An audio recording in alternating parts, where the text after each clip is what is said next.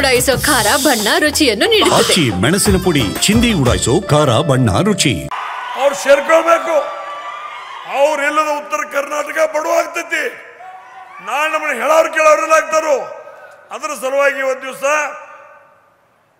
ಬಸವನಗೌಡ ಯತ್ನಾಳ್ ಪಾಟೀಲ್ರನ್ನ ಯಾವುದೇ ಷರತ್ತುಗಳನ್ನ ಹಾಕದೆ ಉತ್ತರ ಕರ್ನಾಟಕದ ಹೊರದೈ ಸಾಮ್ರಾಟ್ನಂದಿರ್ತಕ್ಕಂಥ ಬಸವನಗೌಡ ಪಾಟೀಲರನ್ನ ಕೂಡಲೇ ಭಾರತೀಯ ಜನತಾ ಪಕ್ಷ ತಗೊಳ್ಬೇಕು ಅನ್ನುವಂಥ ಒತ್ತಾಯವನ್ನು ನಾನು ಭಾರತೀಯ ಜನತಾ ಪಕ್ಷಕ್ಕೂ ಮಾಡ್ತೀನಿ. ವೈಯಕ್ತಿಕವಾಗಿ ಅವ್ರು ತಗೊಂಡ್ರೆ ತಾವು ಬರಬೇಕಂತ ಇವತ್ತು ದಿವಸ ಬಸವನಗೌಡ ಯತ್ನಾಳ್ ಅವರಿಗೂ ನಾ ಈ ವಿನಂತಿಯನ್ನು ಮಾಡ್ತೀನಿ ಮಾತನ್ನ ಈ ಸಂದರ್ಭದಲ್ಲಿ ಹೇಳಲಿಕ್ಕೆ ಇಚ್ಛೆ ಪಡ್ತಾ ಇದ್ದೀನಿ. ಅದೇ ತೆರನಾಗಿ ಉದಾಸಿಯವರು ಮಾತಾಡಿ ಹೋದ್ರು. ಉದಾಸಿಯವ್ರದ್ದು ಪರಿಸ್ಥಿತಿ ಹಂಗಾತು. ಉದಾಸಿಯವರು ಸ್ವತಂತ್ರ ಇವತ್ತು ಭಾರತೀಯ ನಮ್ಮ ಜನತಾ ಪರಿವಾರದಿಂದ ಬಂದಂಥ ಜನ ಬಂದು ಕಡೆಗೆ BJP ಜಾಯ್ನಿಂಗ್ ಎಲ್ಲ ಮಾಡಿದ್ರು. ಆಕಸ್ಮಿಕ ಅವರು ಅಧಿಕಾರದಾಗೆಲ್ಲ ತಿರ್ಕೊಂಡ್ರು. ಅವರು ತಿರ್ಕೊಂಡಾಗ ಸ್ವತಃ ನಾನು ಹೋಗಿ ಹೇಳಿ ಶಿವಕುಮಾರ್ MP ಅದಾನ ಖರೆ ಈ ಸಲ ಅವರ ಸೊಸಿಗೆ ನೀವು ಟಿಕೆಟ್ ಕೊಡ್ರಿ, ಆರಿಸ್ತವ್ರ ಜವಾಬ್ದಾರಿ ನಂದೈತಿ, ಅವ್ರ ಸೊಸಿಗೆ ಟಿಕೆಟ್ ಕೊಡು ಅಂತ ನಾನು ಹೋಗಿ ವಿನಂತಿ ಮಾಡಿ. ಆದರೆ ಕೊನೆ ಹಂತಕ್ಕೆ ಅದನ್ನು ಕೊಡಲಿಲ್ಲ, ಬೇರೆಯವ್ರು ಕೊಟ್ಟರು. ಬೇರೆಯವ್ರು ಕೊಟ್ಕೊಳ್ಳಿ ಇವತ್ತು ದಿವಸ BJP ಅಲ್ಲಿ ಸೋಲೋದ್ರ ಮುಖಾಂತರ ಇನ್ನೊಂದು ಕಾಂಗ್ರೆಸ್ ಇವತ್ತು ದಿವಸ ಆಯ್ಕೆಯಾಗಿ ಬಂತು. ಅದಕ್ಕೂ ಅದು ಮಣಿತನ ಇವತ್ತು ದಿವಸ ಆ ಒಂದು 3-4 ಜಿಲ್ಲೆಗಳಲ್ಲಿ ಉದಾಸಿ ಮಣಿತನ ಸಹಿತ ತನ್ನದೇ ಆಗಿರ್ತಕ್ಕಂಥ ಹೋಟನ್ನು ಹೊಂದಿದೆ. ಅದಕ್ಕೆ ಬರುವಂಥ ದಿನಮಾನಗಳಲ್ಲಿ ಶಿವಕುಮಾರ್ ಉದಾಸಿ ಅವರನ್ನು ಸಹಿತ ವಿಧಾನಸಭೆಯ ಒಬ್ಬ ಸದಸ್ಯ ನನ್ನ ಸಲುವಾಗಿ ಟಿಕೆಟ್ ಕೊಡಬೇಕು ಅನ್ನೋಂಥ ಮಾಗಣಿಯನ್ನು ನಾನು ಮಾಡಲಿಕ್ಕೆ ಇಚ್ಛೆ ಪಡ್ತಾ ಇದ್ದೀನಿ.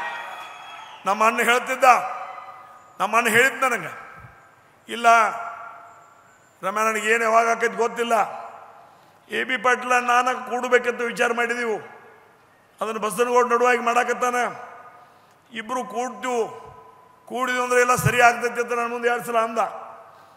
ಅವಾಗ ಅಂದಾಗ ನನಗೊಂದು ಮಾತು ಹೇಳಿದ, ಯಾವಾಗ ನನಗೆ ಏನ್ರ ಆದ್ರೆ ನೀ ಯಾರ ಕಡೆ ಹೋಗಬೇಡ, ಪ್ರಕಾಶ್ ಹುಕ್ಕೇರಿ, ಪ್ರಭಾಕರ್ ಕೋರೆ, AB ಪಾಟೀಲ್ರನ್ನ 3 ಮಂದಿನ ಏನರ ಕೇಳಿ ನೀ ಹೆಜ್ಜೆ ಇಡೋಂತ ನನಗೆ ಹೇಳಿದ್ದ. ಆ ಪ್ರಕಾರ ಪ್ರಕಾಶನ ಹುಕ್ಕೇರಿ ಇರೋದು, ಪ್ರಭಾಕರನ ಕೋರೆ ಇರ್ಬೋದು, ಕುಮಾರನ ಅಂದರೆ AB ಪಾಟೀಲ್ ಇರೋದು, ಅವ್ರ ಗಮನಕ್ಕೆ ವಿಷಯಗಳನ್ನ ತಂದು ನಾವು ಇವತ್ತು ದಿವಸ ಹೆಜ್ಜೆಯನ್ನು ಇಡಾಕತ್ತೀನಿ. ಆದರೆ ಇವತ್ತಿನ ದಿವಸ ಮೊನ್ನೆ ಹೇಳಿದ್ನಿ, ಇದೀಗ ಅವ್ರು ಹೇಳಿದರು ಭಾಷಣ ಮಾಡುವಾಗ ಇವತ್ತು ದಿವಸ ಹಿರಣ್ಣ ಕದಡಿ ಅವರು ನೋವಿನ ಮನುಷ್ಯನಿಂದ ಹೇಳಿದರು, ಉಮೇಶ್ ಕತ್ತಿಯವರು ತೀರಿ ಹೋದ ನಂತರ ರಮೇಶ್ ಕತ್ತಿ ಯಾಕೆ ಹಿಂಗಾದ, ಯಾಕೆ ಸುಮ್ಮನಾದ ಅಂಥೇಳಿ. ಆದರೆ 60 ವರ್ಷ ಇಬ್ಬರು ಕೂಡಿ ಬಂದಿದ್ವಿ ನಾವು. ಜೋಡಿ ಅಂತ ಸತ್ ಕೂಡಲೇ ಅವನು ತೀರಿ ಹೋಗೋಣ, ನನಗೆ ಏನು ಮಾಡ್ಬೇಕು ಅನ್ನೋದು ತಿಳಿಲಿಲ್ಲ. ಆದರೆ ಈಗ ತಿಳಿಯಾಕತ್ತದ್ದಿ. ಅದಕ್ಕೀಗ ನಾವು ಮೈ ಕೊಡವಿ ಎದ್ದೆವು. ಇನ್ನು ಬರುವಂಥ ದಿನಮಾನಗಳಲ್ಲಿ ಇದೇ ಹುಕ್ಕೇರಿ ತಾಲೂಕಿನಿಂದ ಸುಂಟ್ರ ಗಾಳಿಯನ್ನು ಬೆಳಗಾವಿ ಜಿಲ್ಲೆ ಉತ್ತರ ಕರ್ನಾಟಕಕ್ಕೆ ತರುತ್ತೀವಿ ಅನ್ನೋ ಮಾತನ್ನು ಹೇಳಲಿಕ್ಕೆ ಇಚ್ಛೆ ಪಡ್ತಾ ಇದ್ದೀನಿ ನಾನು. ಈ ಕಾಣದ ಕೈಗಳು ಎಲ್ಲೆಲ್ಲಿ ಏನೇನು ಮಾಡಾಕತ್ತಾವ ಅನ್ನೋದ್ರ ಬಗ್ಗೆ ಸಂಪೂರ್ಣ ಜ್ಞಾನ ನನಗದ, ಸಂಪೂರ್ಣ ಅರಿವದ.